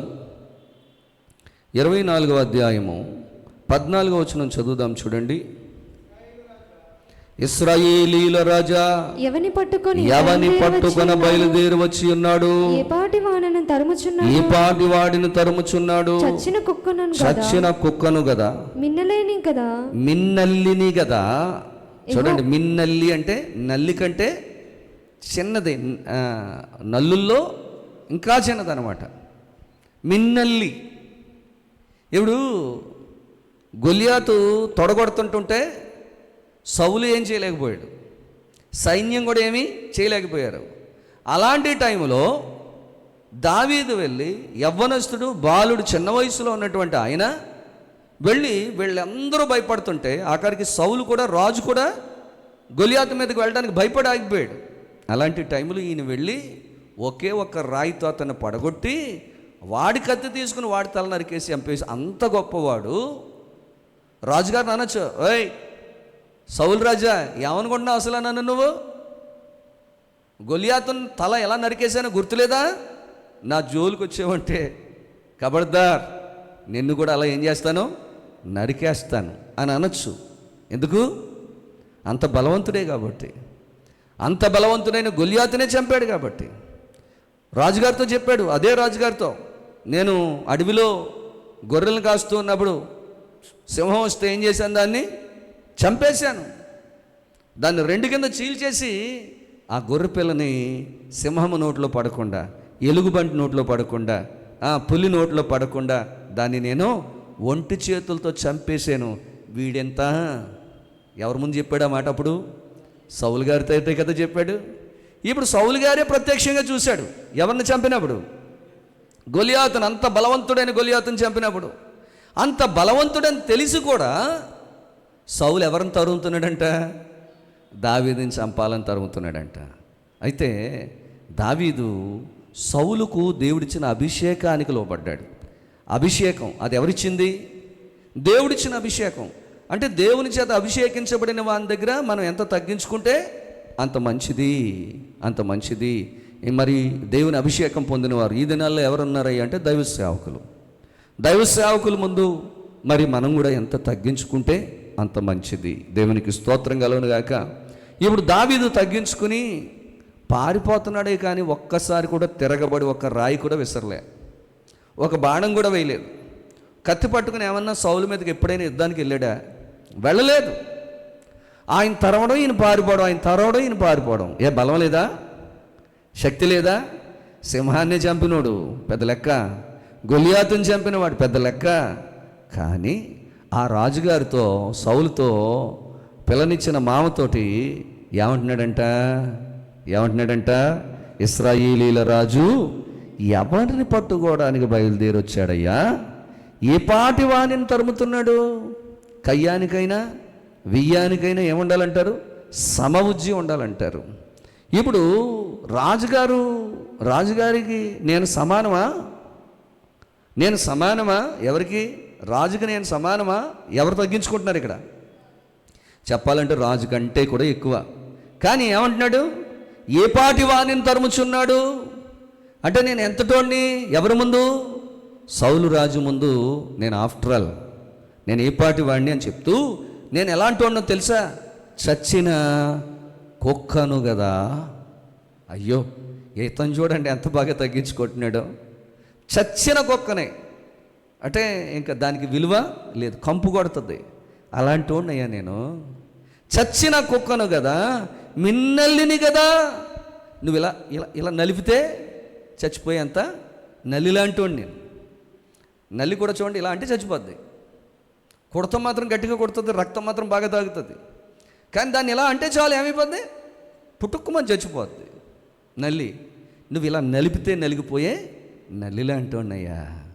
చచ్చిపోయిన కుక్కను ఎందుకయ్యా తరుముతున్నావు అని అనేటప్పటికీ, యెహోవా నీకును నాకును మధ్య న్యాయాధిపతి తీర్పు తెచ్చునుగాక, ఆయనే సంగతి విచారించి నా పక్షమును వాద్యమాడి నీ వశము కాకుండా నన్ను నిర్దోషినిగా తీర్చునుగాక అనేటప్పటికీ దావీదు ఈ మాటలు సౌలుతో మాట్లాడి చాలింపగా, సౌలు దావీదా నాయనా ఈ పలుకు నీదేనా అని బిగ్గరగా ఏడ్చి, ఏంట్రా ఇంత బలవంతుడు, నువ్వు ఇంత తగ్గించుకుని మాట్లాడుతున్నావు ఏంట్రా బాబు? నువ్వేనా అసలు ఈ మాటలు మాట్లాడేది? నిన్న నేను తరిమేది, నిన్న నేను చంపాలనుకున్నది అని బిగ్గరగా ఏడ్చాడట. ఎవరు? సౌలు. ఏ మాట మాట్లాడిన తర్వాత? దావీదు తనను తగ్గించుకొని మాట్లాడిన తర్వాత అంత పొగరు, అంత కోపం, ఆయన చంపేయాలని విషపు చూపు నిలిపినటువంటి సౌలు కూడా అతని తగ్గింపును చూసి ఏడ్చేశాడట. దేవునికి స్తోత్రం కలుగునుగాక. ఏడ్చేసి దావీదుతో ఇట్లా అన్నాడట, యెహోవా నన్ను నీ చేతికి అప్పగింపగా నన్ను చంపక విడిచినందుకు ఈ దినమున నీవు నా అపకారమునకు ఉపకారము చేసిన వాడవై నా ఎడల నీకున్న ఉపకార బుద్ధిని వెల్లడి చేసేటివి గనుక నీవు నాకంటే నీతిపరుడవు. అక్కడ తగ్గించుకున్నాడు సౌలు రాజు. ఈయన ఏం చేస్తున్నాడు? నువ్వు నాకంటే నీతిపరుడు రా బాబు, నాకంటే గొప్పడు నువ్వు. ఆయన ఏమో నేను చచ్చిన కుక్కను అంటున్నాడు, నల్లిని అంటున్నాడు. కానీ ఈయనేమంటున్నాడు? లేదు లేదు లేదు, నువ్వు కుక్క పెట్టి, చచ్చిపోయిన కుక్క పెట్టి, నల్లి పెట్టి, నువ్వు నాకంటే నీతిమంతుడు ఏడుస్తున్నాడంట. అరే అనవసరంగా ఇన్నాళ్ళు ఒక మంచి వ్యక్తిని నేను తరుముతున్నానా, మంచి వ్యక్తిని నేను చంపాలనుకుంటున్నానా అని చెప్పి మరి ఆ సౌలు ఏడ్చి ఇంకా మరలా ఎప్పుడూ కూడా ఎందుకంటే సౌలు దావీదుకు దొరికేశాడు, చంపేయాలంటే చంపేయచ్చు, కానీ చంపకుండా నీతిగా ఉన్నాడు కాబట్టే ఇంకెప్పుడు కూడా ఇంకా దావీదు జోలికి వెళ్ళటం మానేశాడు. దేవునికి స్తోత్రం కలుగునుగాక. చెప్దాం, స్తోత్రం చెప్దాము. హల్లెలూయా. కాబట్టి నా ప్రియ సహోదరులు సహోదరులు దయచేసి గమనించాలి, నూతన నిబంధన ప్రకారము యేసుక్రీస్తు యొక్క వంశావళికి మూల పురుషుడు అలాగే దేవుని హృదయానుసారుడు, గొప్ప సంగీత విద్వాంసుడు, దేవుని పక్షముగా యుద్ధాలు చేయడానికి ప్రత్యేకపరచబడినవాడు, ఇశ్రాయేలీయుల సమిష్టి రాజ్యానికి దావీదు రెండవ రాజు. ఇతనిలో ఉన్న గుణాలు, ఎవరిలో ఉన్న గుణాలు? దావీదులో ఉన్న గుణాలు ఏంటి? నూతన నిబంధన ప్రకారంగా చూస్తే యేసుక్రీస్తు వంశావళికి మూల పురుషుడు. ఎందుకంటే దావీదు వంశీయుడు. ఎవరు? యేసుక్రీస్తు ప్రభువారు. యోధాగోత్రపు దావీదు చిగురట. దావీదు మొద్దు నుంచి ఆ చిగురు పుట్టింది. ఆ చిగురు ఎవరంటే యేసుక్రీస్తు ప్రభువారే. అంటే దావీదు మూల పురుషుడు, యేసుక్రీస్తు ప్రభువారి వంశావళికి మూల పురుషుడు, దేవుని హృదయానుసారుడు. దావీదుని గురించి దేవుడు ఏమంటారు? దావీదు నా హృదయానుసారుడు అంటారు. అలాగే గొప్ప సంగీత విద్వాంసుడు, చక్కగా సితారా పట్టుకొని వాయిస్తూ చక్కని పాటలు పాడేటటువంటి వాడు. అలాగే దేవుని పక్షంగా యుద్ధం చేయటానికి ప్రత్యేకపరచబడిన వాడు. ఇశ్రాయేలీయుల సమిష్టి రాజ్యం. ఇశ్రాయేల్ రాజ్యం రెండు కింద విడిపోవడానికి ముందు సౌలు పరిపాలన చేసిన తర్వాత 40 సంవత్సరాలు, తర్వాత దావీదు పరిపాలన చేశాడు. ఆ సమిష్టి రాజ్యానికి ఇతడు రెండవ రాజు. ఇతను ఇంత గొప్పతనం కలిగినా కూడా అతడు దేవుని ముందు, దేవుని అభిషేకం పొందిన వ్యక్తి ముందు తనను తాను ఏం చేస్తున్నాడు? తగ్గించుకుంటున్నాడు. ప్రియ తల్లి, చెల్లి, ప్రియమైన అన్న, తమ్ముడు, ఇవాళ ఒకవేళ నీ స్థితి బాగుంటే నువ్వు మారిపోతున్నావేమో, హెచ్చించుకుంటున్నావేమో. ఏమీ లేనప్పుడు తగ్గించుకుని ఉండడం, దేవుడు అన్నీ ఇచ్చిన తర్వాత ఒక్కోటి ఇష్టం మొదలుపెట్టిన తర్వాత మరి నువ్వు హెచ్చించుకోవడం, గర్వించడం, గొప్ప చెప్పుకోవడం, ఇలాంటి స్థితి చేస్తే మరి హెచ్చించుకున్న వారు ఏమవుతారని చెప్తున్నాడు? మరలా తగ్గించబడిపోతావు, జాగ్రత్త. ఎప్పుడూ కూడా భూమి మీద బ్రతుకున్నంత కాలం కూడా మనం ఎప్పుడు కూడా తగ్గించుకునే ఉండాలి అని దేవుని యొక్క వాక్యము సెలవిస్తుంది. ఇంతటి గొప్ప వ్యక్తులు ఇంతగా తగ్గించుకుంటే, ఇంతగా తగ్గించుకుంటే ప్రియులరా, దేవుని పిల్లలరా, మరి మనం ఏం చేయాలి? మనం పోనీ వాళ్ళతో పోల్చుకుంటే వాళ్ళంతటి గొప్పవాళ్ళమా మనం అంటే కాదు. వాళ్ళే తగ్గించుకున్నారు కాబట్టి వాళ్ళు గొప్పవాళ్ళు అయ్యారు. మనం హెచ్చించుకుంటున్నామేమో, అందుకనే మనం గొప్పవాళ్ళమో కాలేకపోతున్నాం. మన జీవితాలు ఎలా ఉన్నాయి? నువ్వు హెచ్చించుకోవడానికి కానీ, నువ్వు బట్టి అతిశయించుకోవడానికి కానీ నీకంటూ ఈ లోకంలో ఏమన్నా ఉందా? నువ్వేమన్నా తెచ్చావా? రేపు వెళ్ళేటప్పుడు ఏమన్నా కూడా పట్టుకెళ్తావా అంటే ఏమీ లేదు. ఈ భూమి మీద ఈరోజు నీకు కలిగి ఉన్నది ఏదైనా ఉంది అంటే అది నీకు దేవుడిచ్చిందే, అది నీకు ప్రభు ఇచ్చిందే. ఈరోజు మనం ధరించుకున్న వస్త్రాలు కానీ, ఉంటున్న ఇల్లు కానీ, మనం నడుపుకుంటున్న కారు కానీ, మనం తింటున్న ఆహారం కానీ, మనకి ఇచ్చిన ఈ భోగభాగ్యాలన్నీ కూడా మనం పుట్టేటప్పుడు ఏదీ తేలేదు. భూమి మీదకి వచ్చిన తర్వాత దేవుడే మనకిచ్చినవి. దేవునికి స్తోత్రం కలుగును గాక. అందుకని అన్నీ ఇచ్చిన దేవుని ముందు నువ్వు ఎప్పుడు కూడా ఎలా ఉండాలి? తగ్గించుకోవాలి. నువ్వు తగ్గించుకోవాలి. నువ్వెంతగా తగ్గించుకుంటే నీ జీవితానికి అది అంత ధన్యకరంగా ఉంటుంది, అంత ఆశీర్వాదకరంగా ఉంటుంది, అంత దీవెనకరంగా ఉంటుంది. కాబట్టే మన జీవితాలను ఆ విధంగా భక్తులైన వారిని చూసి, యేసు ప్రభు వారి జీవితాన్ని చూసి, అబ్రహాము జీవితాన్ని చూసి, అలాగే మోషే జీవితాన్ని చూసి, అదేవిధంగా మోషే తర్వాత ఎవరి గురించి చెప్పాను నేను? ఎవరి గురించి? సౌలు గురించి. సౌలును జీవితాన్ని చూసి, దావీదు జీవితాన్ని చూసి, అరే ఇంత గొప్పవాళ్ళు కూడా ఇంత తగ్గించుకున్నారు దేవుని ముందు, నేను కూడా తగ్గించుకోవాలి. భూమి మీద ఉన్నంత వరకు కూడా నిన్ను దేవుడు ఎంత దీవించినా సరే నువ్వు గర్వపడడానికి వీల్లేదు, హెచ్చించుకోవడానికి వీల్లేదు. ఎందుకంటే హెచ్చించుకున్నావంటే ఉన్నది కూడా పోగొట్టుకుంటావు. ఎప్పుడు కూడా అలా కోల్పోవద్దని చెప్పి ప్రభు పేరుడు తెలియజేస్తున్నాను. అట్టి కృప, అట్టి ధన్యత దేవుడు మనకు దయచేయనట్లుగా ఈ భక్తుల జీవితాలను చూసైనా సరే క్రీస్తు యేసుకు కలిగిన ఈ మనస్సు మనం కూడా కలిగి ఉన్నట్లయితే రానున్న దినాల్లో క్రమంగా దేవుడు నిన్ను కూడా ఏం చేస్తారు? ఇంకా హెచ్చిస్తారు, ఇంకా ఆశీర్వదిస్తారు. దేవుడు హెచ్చించాలేమో తప్ప నువ్వు ఎప్పుడూ కూడా దేవుని ముందు ఏం చేసుకోవాలి? తగ్గించుకోవాలి. ఎంత తగ్గించుకుంటే అంత గొప్ప ధన్యత మన జీవితాలకు దేవుడు దయచేస్తారని చెప్పి ప్రభు పేరు తెలియజేస్తున్నాను. అటు జీవితాన్ని దేవుడు మనకు దయచేయనట్లుగా దయచేసి మోకరించి తలలో ఉంచి కండ్లు మూసుకొని ప్రార్థనలో ఏకీభవించాలని చెప్పి ప్రభు పేరు తెలియజేస్తున్నాను. ప్రార్థన చేసుకుందాం. ప్రార్థన ప్రతివారు కూడా, లైవ్లో ఈ వాక్యాన్ని వింటున్న వారు కూడా, ఈ స్థలంలో మరి ఏకీభవించిన వారందరూ కూడా మోకరించి తలలు వంచి కండ్లు మూసుకొని వాక్యాన్ని నెమరు వేసుకుంటూ వాక్యాన్ని స్మరించుకుంటూ ఇంతవరకు మనం విన్న సంగతులను సత్యాలను మనం గమనించి గ్రహించి గుర్తించి ప్రభులో మనం ముందుకు సాగుదాం. అలాగని ప్రార్థన చేద్దాం. దయచేసి ప్రార్థన చేసుకుందాం.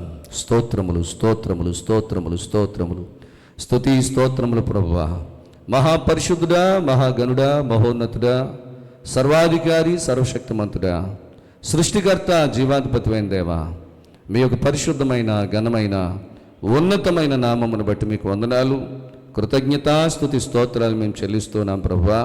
ఇంతవరకు మీ కృపలో మమ్మల్ని అందరినీ కూడా కాచి దాచి భద్రంగా జీవింపజేశారు. మీకు వందనాలు తండ్రి. మరి ముఖ్యంగా ప్రభా, ఈ సులువు ధ్యాన ఆరాధనలలో 14వ రోజు ఈ రాత్రికాల కూడికను ఎంతో దీవెనకరంగా ఆశీర్వాదకరంగా జరిపించారు. మీకు వందనాలు తండ్రి. మరి ముఖ్యంగా ప్రభా, ఈరోజు నాయన తగ్గింపు జీవితాన్ని గురించి శ్రేష్టమైన సంగతులు మీరు మాకు తెలియజేశారు ప్రభా. నాయన ప్రభు దృష్టికి మిమ్మల్ని మీరు తగ్గించుకొనుడి, అప్పుడు ఆయన మిమ్మల్ని హెచ్చించునని అయ్యా మాకు ఎన్నో శ్రేష్టమైన సంగతులు ప్రభా, మీ కుమారుడైన యేసుక్రీస్తు ప్రభు వారి జీవితాన్ని గురించి కూడా మాకు మాదిరి చూపించారు ప్రభా. మీకు స్తోత్రాలు, వందనాలు ప్రభా. అబ్రహాము జీవితాన్ని మీరు మాకు మాదిరిగా చూపించారు. మోషే జీవితాన్ని మీరు మాకు మాదిరిగా చూపించారు. అపోస్తులైన పౌలు జీవితాన్ని మీరు మాకు మాదిరిగా చూపించారు ప్రభా. అలాగే దావీదు జీవితాన్ని కూడా మీరు మాకు మాదిరిగా చూపించారు. వాళ్ళు గొప్పవాళ్ళు అయినప్పటికీ కూడా ఎప్పుడు మేము గొప్పవాళ్ళం అని చెప్పుకోలేదు, కానీ వారు మీ ఎదుట తమను తాము తగ్గించుకున్నారు కాబట్టి వారు మీ ద్వారా గొప్పవాళ్ళు కాగలిగారు ప్రభా. ఇదిగో తండ్రి, ఈరోజు మరి ఏమీ లేకపోయినా కూడా మరి ఉన్న దాంట్లో కాస్తంత మీరు మాకు ఇచ్చేటప్పటికి, కాస్తంత దీవించేటప్పటికి అయ్యా మేము గర్విస్తున్నామేమో, హెచ్చించుకుంటున్నామేమో, మీ ముందే మేము హెచ్చింపు జీవితాన్ని కోరుకుంటున్నామేమో. మమ్మల్ని క్షమించండి నాన్న. ఎవరైతే ఈరోజు ప్రభా వారి తప్పు వారు తెలుసుకొని అయ్యా మేము హెచ్చించుకోవడం మంచిది కాదు, మేము దేవుని ముందు ఎంత తగ్గించుకుంటే అంత మాకు క్షేమమని వారు ఇప్పటికైనా గ్రహించుకుని అర్థం చేసుకుని ఎవరైతే తమ తప్పులు ఒప్పుకుంటున్నారో వారిని ప్రేమతో క్షమించండి, వారిని ప్రేమతో మన్నించండి. ఆ ప్రభా తని మీ స్తోత్రాలు. మీరు దీవించే కొలది, ఆశీర్వదించే కొలది కూడా ఇంకా తగ్గింపు జీవితాన్ని మీ ముందు మీ ఎదుట తగ్గింపు జీవితాన్ని కలిగి ఉండడానికి సహాయము దయచేయమని కోరి ప్రార్థన చేస్తున్నాను. బాబుని మీకు వందనాలు. పరిశుద్ధాత్ముడా, మీకే కృతజ్ఞతాస్తుతులు చెల్లిస్తున్నాము తండ్రి.